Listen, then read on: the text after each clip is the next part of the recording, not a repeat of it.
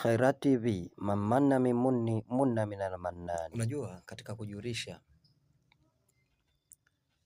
miongoni mwa tabia za watu wajinga sana 3.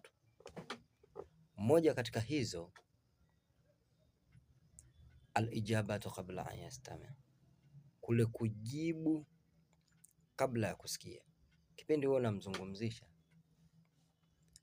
ama unamuuliza swali, kabla hajasikia nini ulichokiuliza, yeye huwa anatoa majibu. Basi jua ni dalili ya kujulisha hii ni tabia ya mtu mjinga sana. Na kukubali kabla ya kufahamu. Unazungumza naye jambo,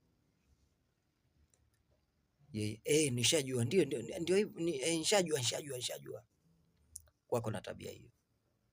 Lakini na tabia ya mwisho ya watu wajinga sana, kuhukumu jambo asilolijua kabisa.